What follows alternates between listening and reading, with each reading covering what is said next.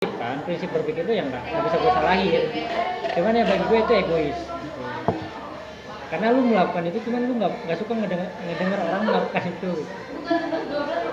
Gitu. Tapi itulah, kalau pikir orang nggak usah diatur. Ya. Kebebasan dia untuk berpikir ya biasa. Ya kan gue tadi udah bilang. Iya. Bahwa gue menghargai dua hal dalam diri lo. Iya. Rasionalitas lo. Meskipun kadang lu potong. Bukan itu San. Itu kan lu anjing dan kok dipotong gitu. Lu tuh lagi mikirin hal gitu. Cuma kalau cara menyampaikan juga harus ini. Harus. Nah, itu kan cara menyampaikan bukan cara berpikir. Tapi kan gue menyampaikan cara berpikir. Lu pikir bakal mikir. Gue tuh mikir. Dan kadang-kadang kalau lu tanya, gue lagi diem juga mikir. Iya. Kenapa gue diem? Tapi emang gitu. Tapi ya nggak masalah lah.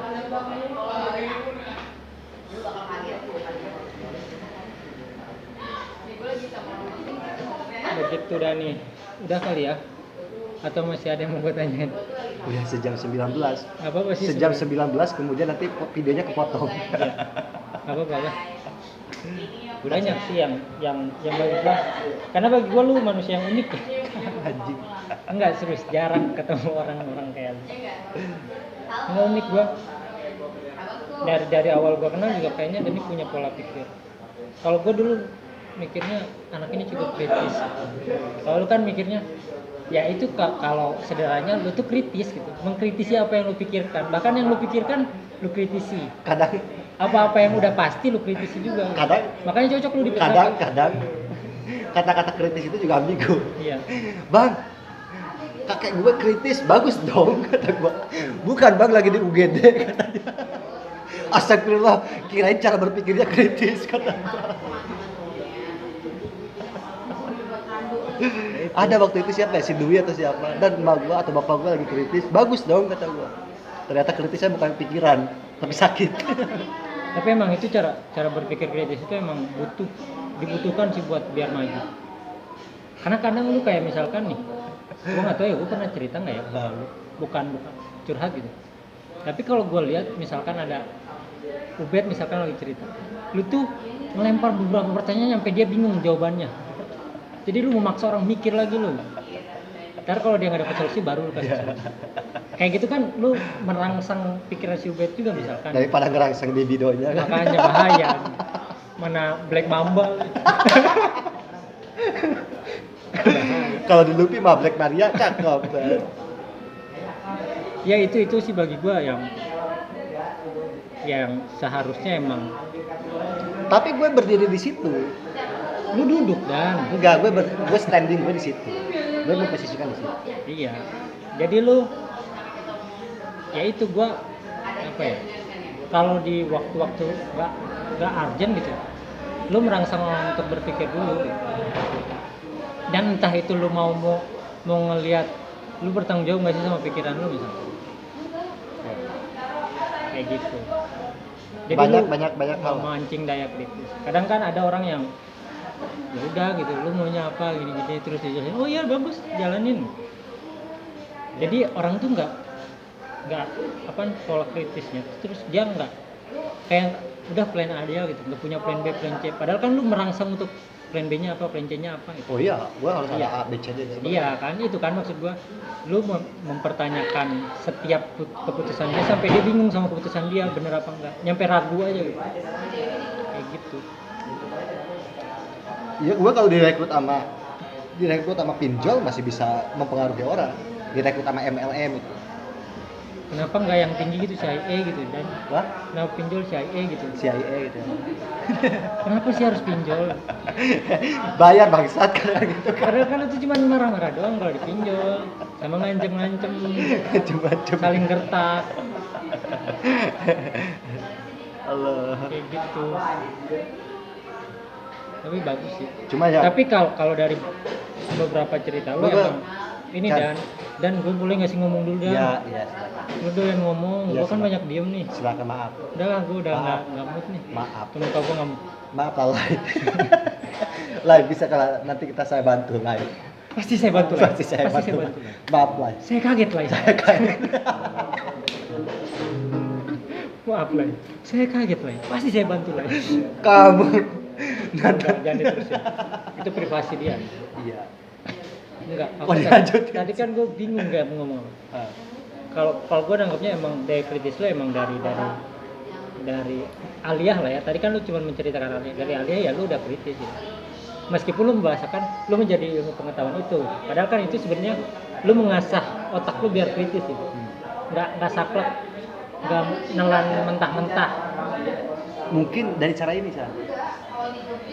Di samping cara, maksud gue tuh, gue gak sadar bahwa itu cara berpikir. Iya, Tapi cara bertahan hidup. oke. Cara bertahan itu begini. Gue kelas 3 SD, gue ada cerita. Gue dagang kresek di pasar. 3 SD, 4, 5, 6, Mm-mm. kelas 1, kelas 2, kelas 3. Masuk aliyah. Kelas 1, nah, aliyah tuh gue kan udah agak gede ya. Jadi 7 tahun gue di pasar, kuli panggul sama jualan kresek. Pernah ada di YouTube sebelumnya ya. Iya, Terus yang kedua ketika aliyah itu kan gue jadi jarang-jarang dagang itu. iya. Karena memang gue udah punya interest terhadap perempuan, malu kalau ketemu. Tapi di pondok gue kan nggak disukai duit sama emak gue, sama bapak gue, nggak disukai apa-apa. Tapi gue udah punya kebutuhan rokok. Kalau makan, Lu ngerokok dari umur? Dari Gue- kelas jangan umur lah. kan gue kelas 3 itu udah ngerokok gue. 3 SMP. 3 SD aku. Anjay. Kan gue dari pasar hidupnya. Lu jangan yang dipoto di rokok itu lu ya? Yang anak Lo bayi gini, itu? kalau pulang Ya Allah nggak direspon dong. dari pasar, pulang dari pasar, Sedih banget nggak direspon banget. naik Andes lah ya, angkutan desa. Respon dulu. Apa? Yang mana? Enggak, Jangan-jangan udah, yang, lanjut. yang di paku. Udah nggak. Jadi ngerokok dari SD lah ya. Ya. Udah lah, Andes. nggak usah diceritain lah itu. Nah, tadi mau cerita. Udah Artinya gue potong. kalau pulang naik angkutan desa gitu kan. Angkot. Andes. Iya, angkutan desa. Ongkos gue masih 100 perak waktu itu. Naik di atas ini, di atas Andes ya. Sambil ngerokok tuh gagah gitu, pengen dilihat sama orang-orang gitu kira-kira. Kayak gitu. Jadi enggak, meskipun di Andes itu kosong. Tapi gue tetap di atas rokok jalan coklat waktu itu. Sepnak kretek.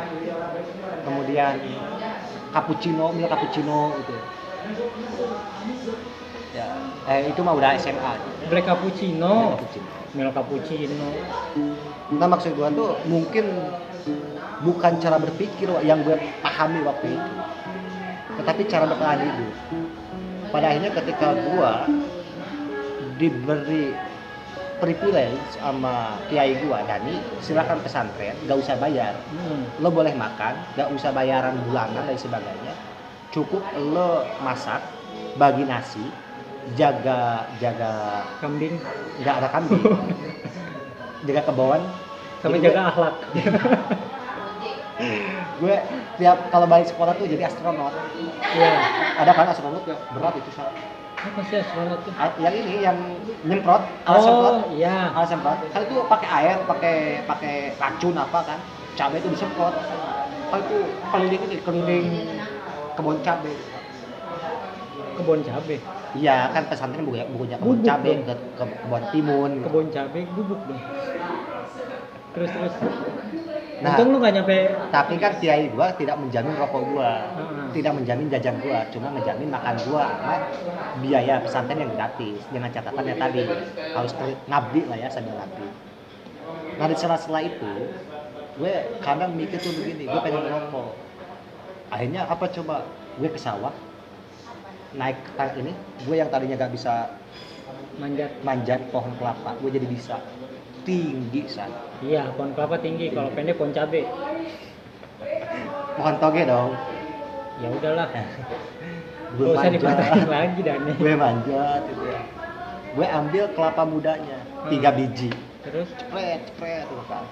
Udah gitu tuh kelapa tuanya itu kan satu runtuy, itu kan isi ada 10 ada 11 kan, semuanya gue turunin. Akhirnya gue ini ambil itu kelapa mudanya, ini kudeta tuh kelapa. mudanya itu gue ambil, kelapa tuanya itu dibiarin aja di sawah. Iya. Tapi udah gue amanin, bawa ke yang punya kelapa. Ini tadi saya manjat itu, saya udah makan satu gitu kan kira-kira. Wih, makasih gitu, udah dibawain kelapa muda ya kan. Nah, udah gitu apa cuma kata gua ke itu kelapa punya salah satu guru juga gitu, tapi warga setempat. itu gimana kelapa tuanya ini apa keambil juga gitu kan, sekalian dibawa ke sini janganlah, gue udah tahu jawabannya jangan pasti kan. Terus gimana? Jangan ya, nggak usah katanya kan, nggak usah, udah buat lo aja katanya, jual. Nah kebetulan kan di situ ada pengepul kelapa lah ya gitu ya. Ya udah gue jual, satunya kan 800 perak kan, kali 10 8.000, punya rokok gue gitu. Jadi begitu cara hidup gue. Misalkan kan nggak mungkin tiap hari gue kelapa dong. Ya, bisa kepala. Ya. Ini kepala udah tua.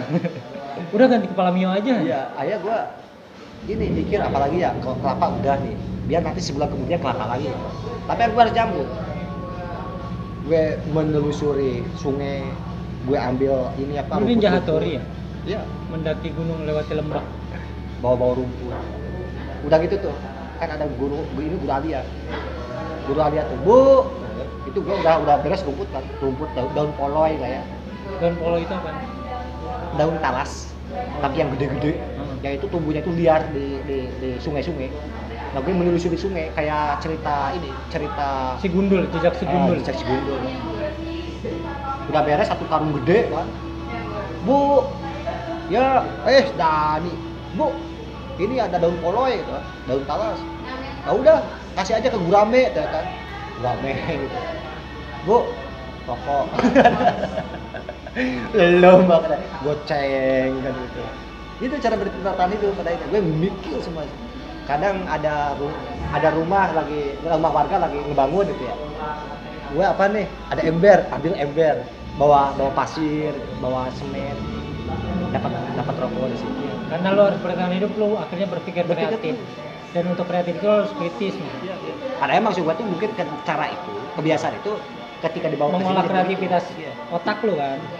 Dan kreativitas itu mengasah kritis lo. Anjing Konsep keren, bertahan hidup di pesantren itu kan berlaku dari Ciputat 2009 sampai sekarang kan bertahan hidup terus. Lo Ya, kan gitu. Nggak pernah dikasih sama orang tua kan, bayar kuliah juga sendiri. Ada adik gue juga ini. Di samping bertahan hidupnya juga kepake, melatih pikiran juga pakai. Begitu Chan. tadi gue mau nanya apa Dan? Lo ingat nggak gue mau nanya apa Dan? Udah sejam setengah, udah. Tadi tuh ada pertanyaan Dan. Terserah sih mau lo matiin enggak, cuman gue masih mau nanya. Apa pertanyaannya? Kita kan bisa 2 jam. Gue lupa. Jejak si Gundul, Bukan anjing. melatih kreativitas. Kenapa jadi materi ini aja webinar bangsat. Melatih kreativitas.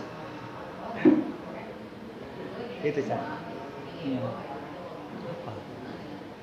Lupa lah. Gak apa-apa. Ya intinya itu. Oh iya, pertanyaan gua. Lu dari kecil sering orang tua lu tipikal orang yang mau dengerin pendapat lu atau enggak? Gue jarang ngobrol sama bapak gue. Berarti itu lu dapat di luar itu karena lu besar di pasar misalkan. Iya, gue gak pernah gak punya cerita. Tapi gue gak pernah. kalau misalkan lu menyampaikan, anggap ini, lu kan sempat disaranin gak usah ngambil kuliah. Akhirnya lu kan mengeluarkan pendapat lu. Dari orang tua lu ini nggak marah nggak? Marah. Gue berantem, gue kabur. Karena kan kalau kata secara keilmuan misalkan, kenapa orang kemudian pola pikirnya jadi dangkal terus pemalu, karena sejak kecil dia dibungkam oleh bentakan misalkan. Ya. Berarti kan waktu kecil lu nggak pernah, kecuali yang itu ya. Cuman kan kalau itu lu udah gede gitu, lu udah bisa Sepengalaman gue tuh, ya, gue adalah orang yang suka nangis waktu kecil. Bapak gue tipikal orang yang gak sabaran. Kalau menghadapi gue nangis, dia gak bakalan mengabulkan apa yang sedang gue inginkan. Tapi karena badan gue kecil, baju gue diangkat sama bapak gue almarhum, terus kemudian dilempar ke kolam. Sering. Kemudian itu waktu kecil, makanya gue lebih sering, gue tuh gak punya pengetahuan rumah. Ya gue taunya pasar dari kelas 3. Dan juga kan bapak gue tipikal orang perantau, nyapa terus gitu kira-kira. jarang ada di rumah gua. Terus emak gua tipikal orang yang bukan suka diskusi, cuma perintah aja sholat apa gitu kira-kira kan. Udah. Kemudian adapun sekarang gitu, ketika gue tadi sekeras apapun gue punya pikiran ingin mempertahankan, gue pernah coba itu ke emak gue dan gak berlaku. Dan akhirnya gue mikir bahwa udah diem aja kalau orang tua. Dan gue tipikal orang yang suka menghindar dari rumah, gak pernah jarang. Makanya kayak kecil gue di pasar sampai SMA gitu. Habis coba pesan jam 6 gue berangkat ke pasar ya. Coba lu Bukan. nyuruh gua nyoba. Balik jam setengah 12. Jam 12 gue sekolah SD. enggak, pas waktu SMA tuh kan kelas gue kan siang setengah 1 sampai sore. Habis sore itu kan aktivitas ngaji. Iya, di pondok. Ngaji bukan di pondok, Iya, kalau pesantren. SMP di rumah orang Di rumah orang. ya, atau di masjid ya. Udah nggak ada waktu untuk ngobrol sebagainya. Alia udah full gue di pesantren.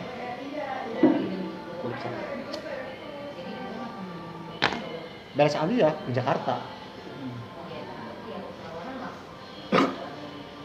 nggak ada.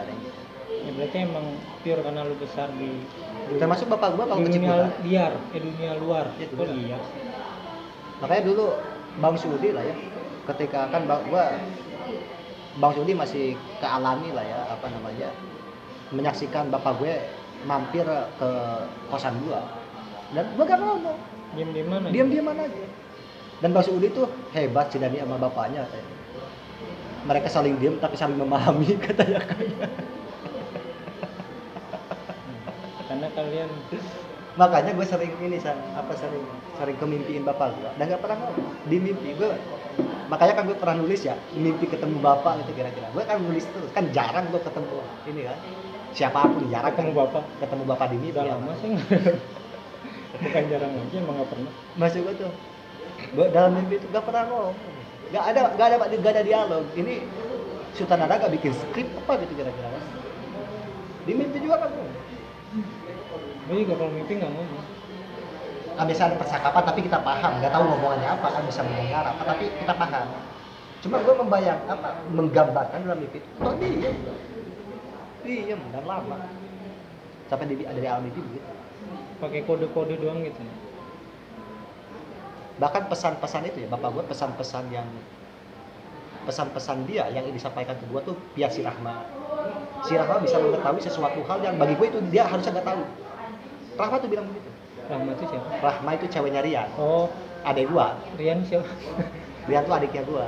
Rahma tuh bilang ke gua, aku mimpiin bapak, kata bapak ngomong ini, titip pesan ke Dani begini. Kok bisa ya? Kata gua tuh, kok Rahmat tahu masalah itu. Kemudian kembali Aopik, ponakannya bapak, anaknya Uwa, menyampaikan sesuatu hal yang itu kenapa gak ke gua, tapi ke Aopik itu ngasih pengetahuan.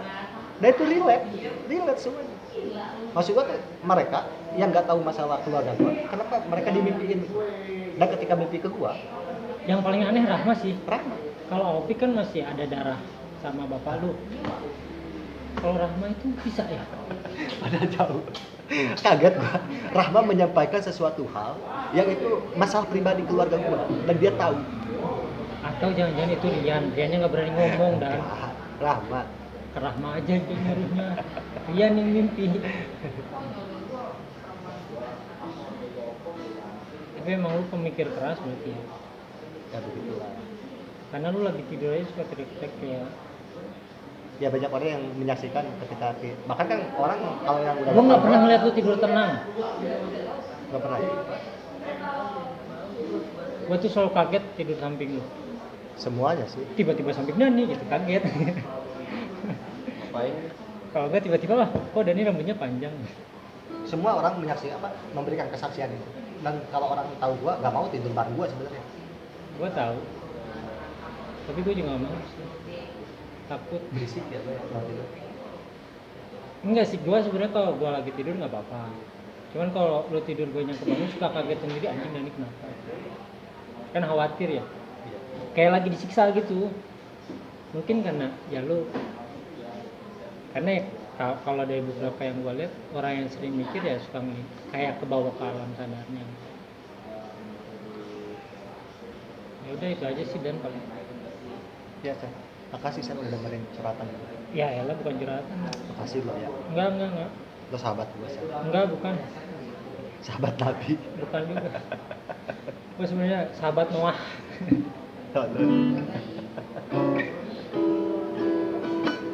Udah San. Udah itu aja lah ya everybody, sepenggal cerita Dani yang mungkin kalian belum pada tahu sebelumnya. Ya. Tapi itulah Dani dan hargai Dani. Goceng boleh lah buat beli rokok. Ntar dibawain daun. 8.000. Kalau 8.000 Kalau 8.000 dapat kelapa. Tolol.